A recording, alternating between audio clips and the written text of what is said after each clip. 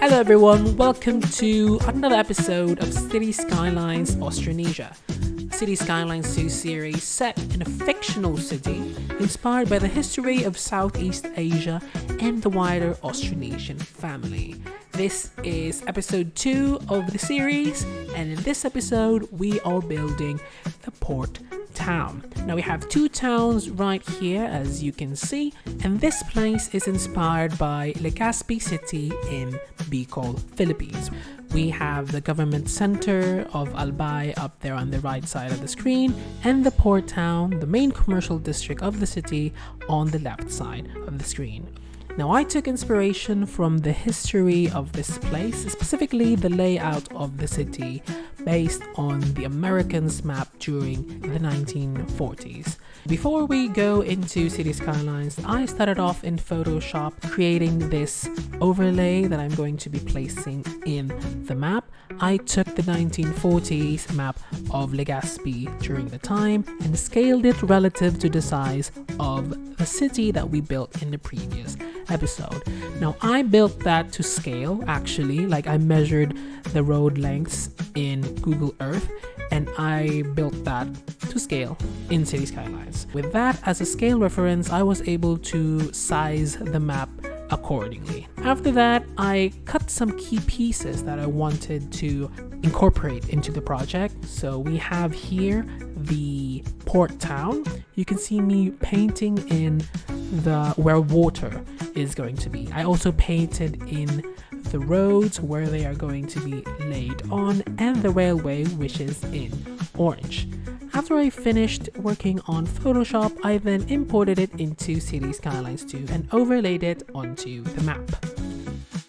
Now, the map that I'm using is Samui Island by Palms Time. You can check out this map on the Paradox mods page, and I highly recommend you try it. I think it's one of the most famous custom maps in City Skylines 2. I would have preferred making my own map for this series, but sadly I have not been blessed with the time and energy and resources to be able to do that.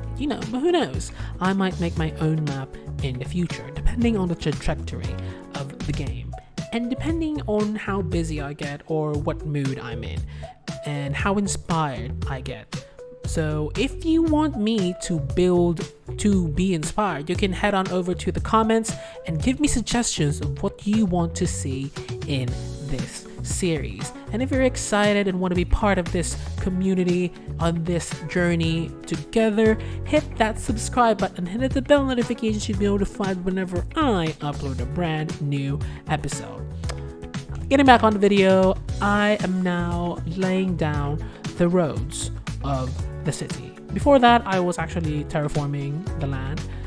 The map actually has already been terraformed quite a bit from its original state, Samui Island. I have increased the amount of flat area by encroaching upon the ocean because it was a little bit too small for my liking, so I decided to make it larger than what it was, and I overlaid, as you can see here, Legazpi city onto it.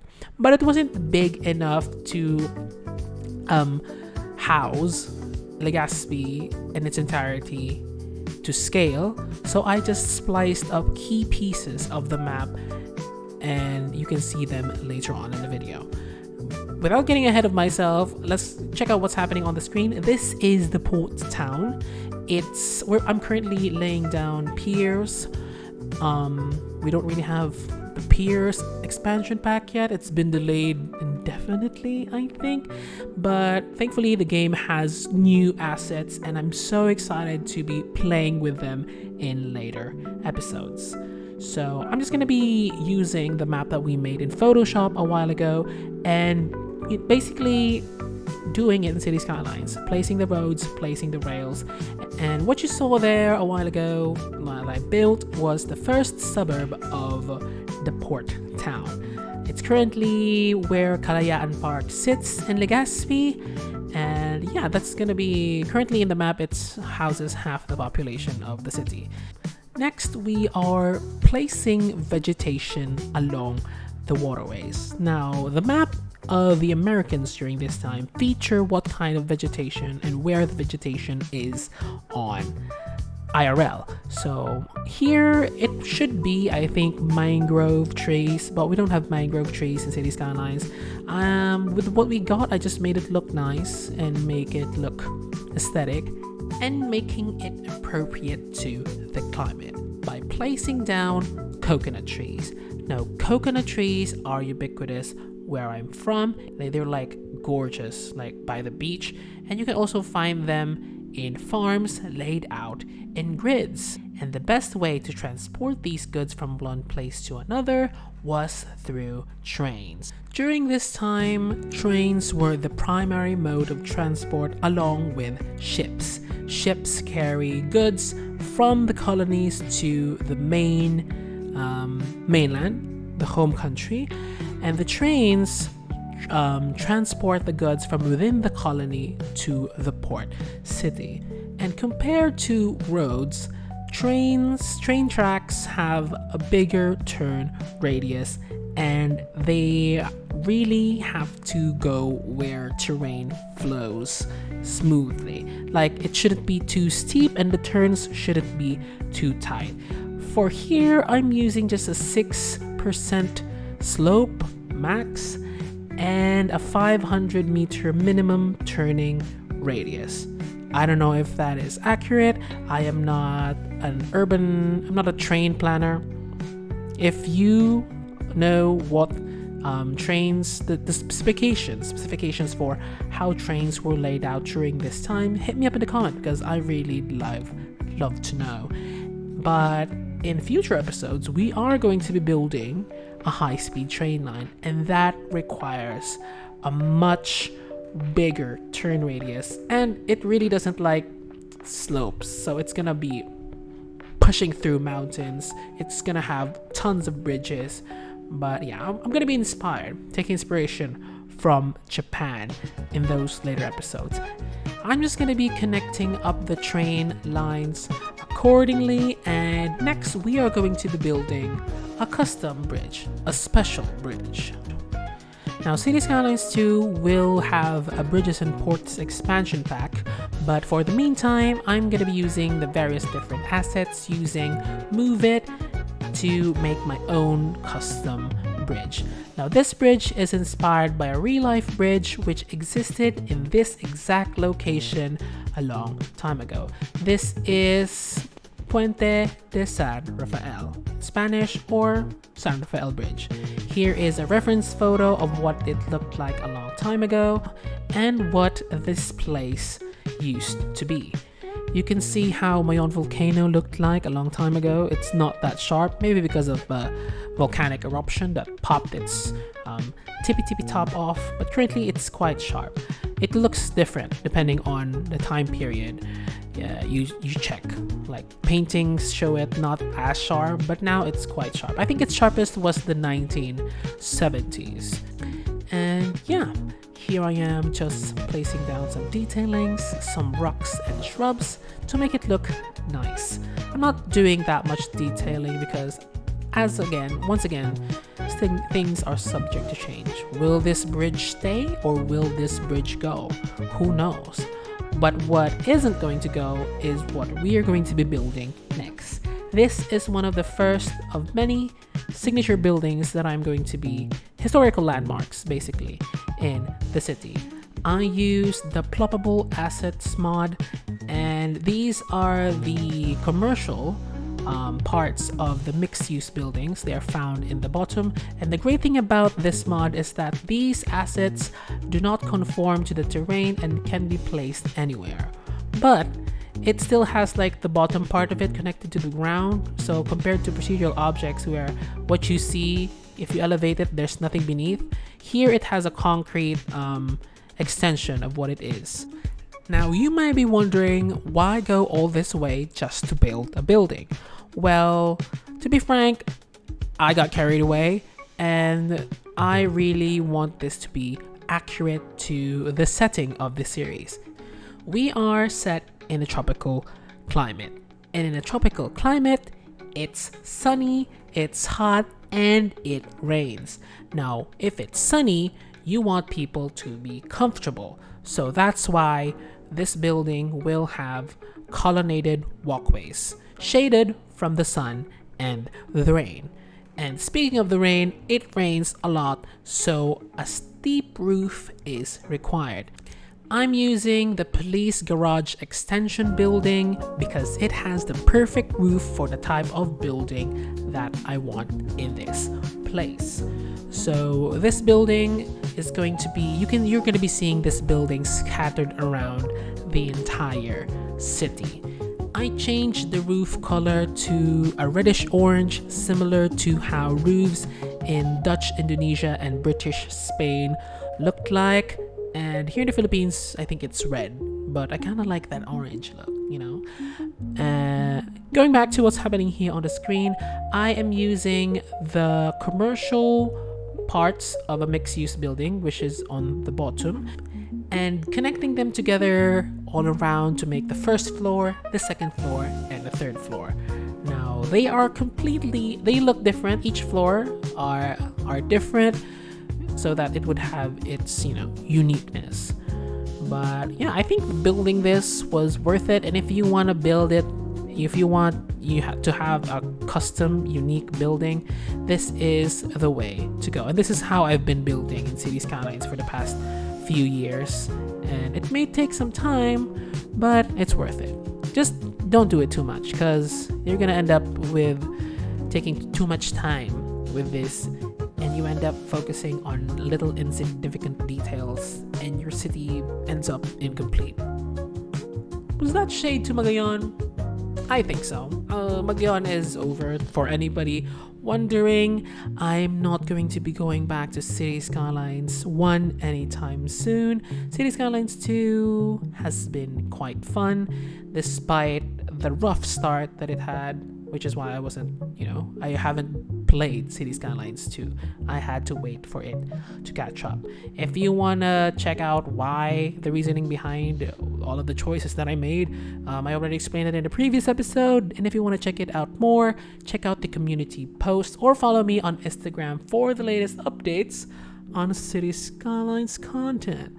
And yeah, let's get back to the video. Here I took the waterfront asset pack building. This one has the perfect colonnaded archways. Look at that. Isn't that just, it screams New Orleans. But once I placed the roof, Philippines! Uy, Philippines!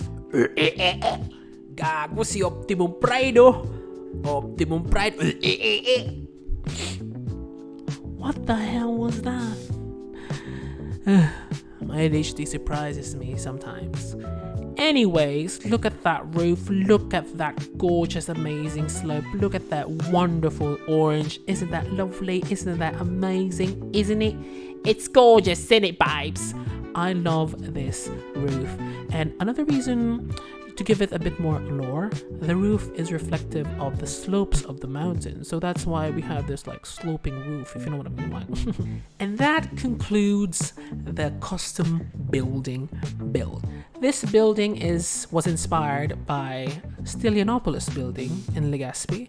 Stylianopolis building, a part of it still stands today.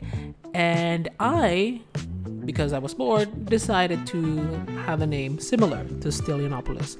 I was like, what is Stylianopolis? Stylianopolis is, I think, derived from Greek. Opolis, which means the son of. So Stylianopolis, which means the son of Stylian or Stylia. I'm not sure. Like Thor, Odin's son. He is the son of Odin, so that's why that is his last name. And in Bicol, that would roughly translate, Stylianopolis would roughly translate to Aki ni Stylian, or the child of Stylian. There is no direct translation for son or daughter, the same way we don't have a direct translation for a he, she, because we don't have gender specific pronouns. It doesn't matter how you identify. Ika ay ika, you are you, they are they, siya ay siya, we are we, kita kita. You know, reducing confusion on what to call anyone, because you just basically call everyone the same thing.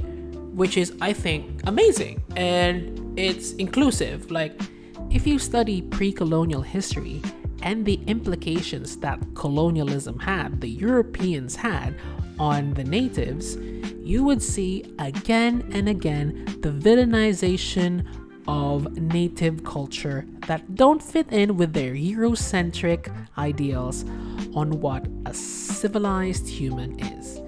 The only goal of colonialism was to control the narrative, to control the people, to control the resources, to control everything. That is like the actual reason why colonialism happened. Control, to spread their influence across the world. Claiming land that isn't even theirs, deciding that, oh, this is mine now, you now answer to the king of whoever country we serve, and claiming the resources for their own gain, bringing the raw resources to their industrial country and then selling them for a much more expensive price back to the colonies. Like, the hell? And also claiming the lives of the people by bringing disease that were not native to the area, that the natives were not immune to. You know what I'm saying? Colonialism, to cut it short, colonialism is bad. European colonialism was destructive for the whole world. It only ever benefited the colonizers. A different type of colonialism, though, was the Japanese colonialism of Taiwan, which I am intrigued by. I'm still learning more about the history of Taiwan and the Japanese occupation of Taiwan was, because I believe that they actually invested a lot of resources in building up Taiwan to become a part of Japan. Like, they built railroads, they invested in infrastructure, and basically developed Taiwan. It's intriguing. I'm gonna be looking up more on that history, and that might come up in later episodes. But yeah, that is a little bit of a colonialism tangent here in this video. Right now, I'm just in the screen building out the city, the downtown, placing custom buildings together. These are ploppable buildings once again, because the normal buildings, they keep complaining that, oh, there's no road here. Oh no, there's no water. So I just used ploppable buildings because they don't complain and they don't conform to the terrain. So yes, I'm just gonna be mixing and matching up these buildings. I'm gonna be going back later when something interesting happens, and while I'm out, enjoy the time lapse and enjoy the music.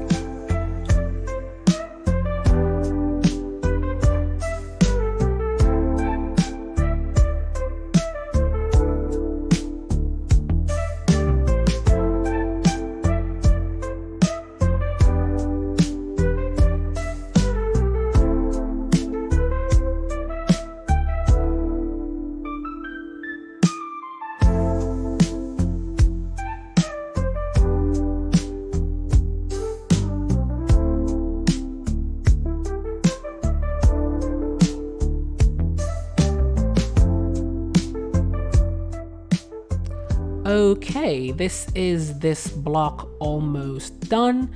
I spliced up multiple buildings together and I think they ended up quite nice. The arched windows of the second floor of this building is just so Spanish, Filipino. It just speaks Spanish era buildings, if you know what I mean. And this building right here, oh, look at that. I'm just amazed by how it looks like.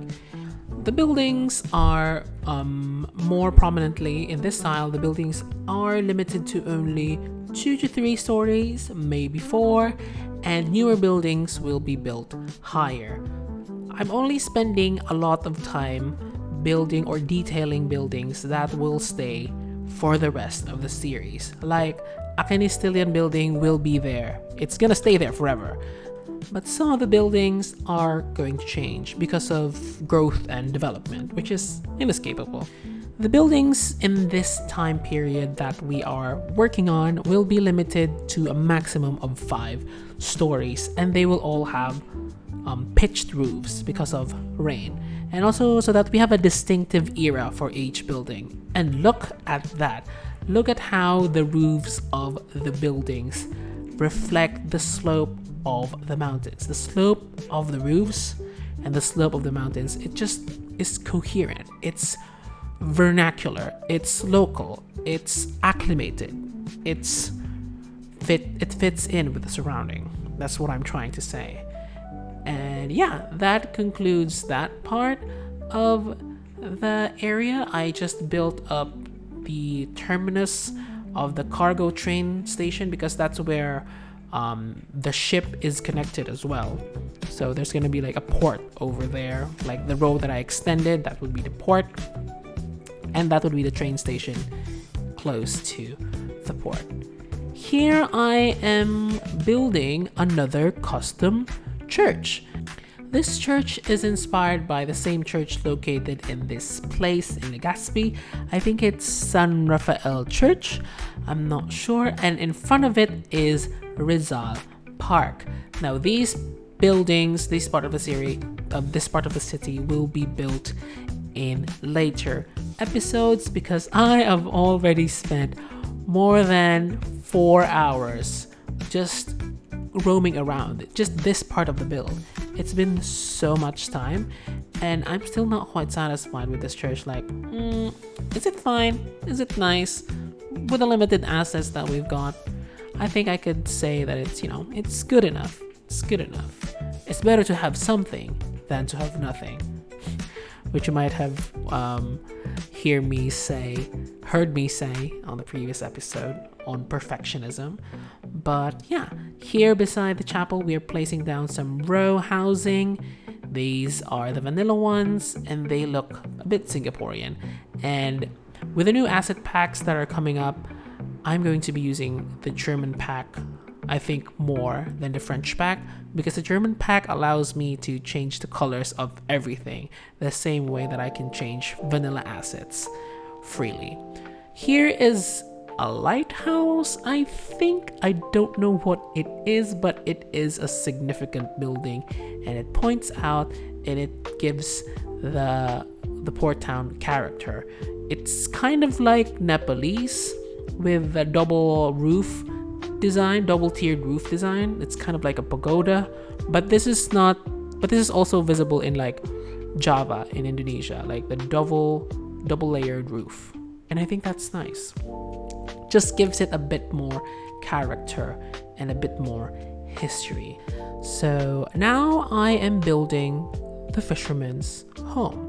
You might have seen me place down bigger buildings beside the church because, the people who are closer to the church, the land value there would be better. Like, it wouldn't be too far and the rich people would live there.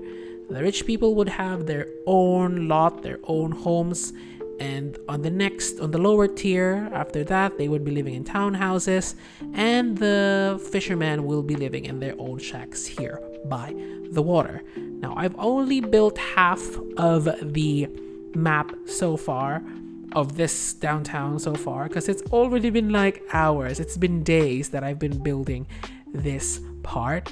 And to conclude this build, I'm going to be adding a little bit of a park by the water, a little bit of a sitting area by the water. I think it would be nice, just chilling here after a long day, going to a park by the water, going to relax, going to have a nice time.